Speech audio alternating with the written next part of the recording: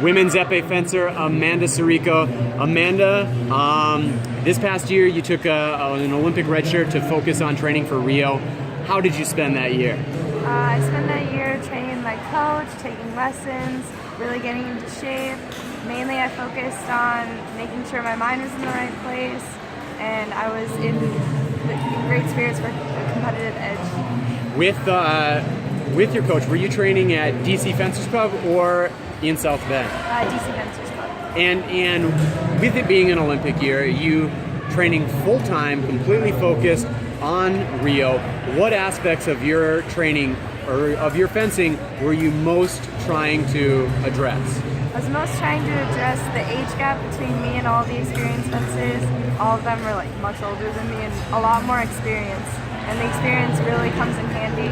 So really just trying to make sure that I was in a place where I could really challenge them, even though they kind of already have that life experience behind them. So I was focusing more on fencing maturely, making great decisions, cost-risk-benefit ratios, like everything like that. Being cost-benefit, kind of like conservative fencing, but not passive fencing. Right, keeping a conservative fencing style while also being able to put my own sparks in there.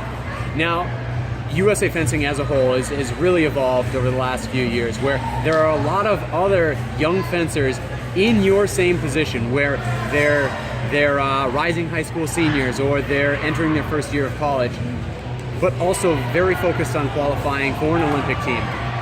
How were you managing kind of that process personally and the full-time attention to fencing? So sometimes it was a little overwhelming, but it was really nice to know that there were other people I could relate to and really like depend on. There were a ton of people in my club, a ton of people nationally, especially within US fencing. They were super supportive. I was really thankful for all the people that donated to my GoFundMe and all the people in my club that really like stood behind me and showed their support. And one of the things that you highlighted was addressing the age gap. How were you trying to compensate for the added experience people, on the U.S. team, like the Hurleys? I think Kelly Hurley has been on something like 13 national teams. This is their third Olympics, but others internationally who might have even just 5 more years of experience. I think the best way that I tried to bridge that gap was talking to them and just really listening to their experiences and understanding what I might go through, but also what I'm going through now, and kind of understand it and get a great perspective on where I'm at and where I should be in the future, but as well as know my goals mentally, physically as a fencer, where I should look for.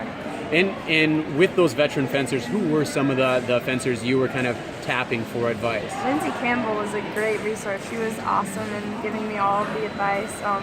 The Hurleys they've made so many teams. It was really great to learn from them and train with them. And Kat, now a club mate of yours, right, at DC? Mm-hmm. She's a great example of someone who isn't far ahead of you. She's going to be a senior at Princeton. Mm-hmm. Also took a Olympic red shirt to focus. Right. How would you compare describe your relationship with Kat? We have a great relationship. We room a lot together, so it's nice. It's fun to both be able to train with them, but also hang out with them as people.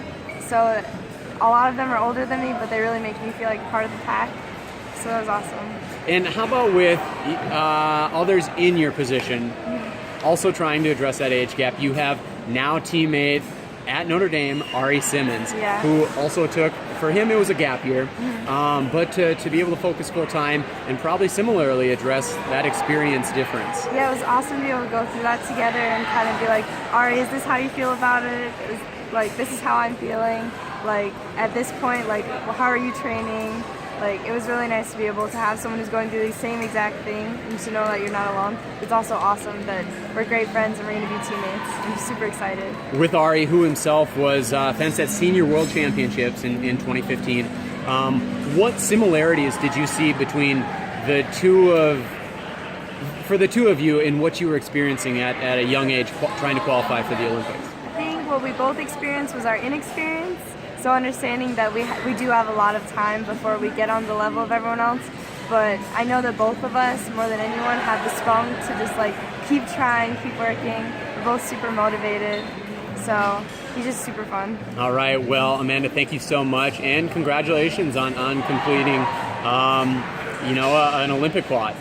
Thank you.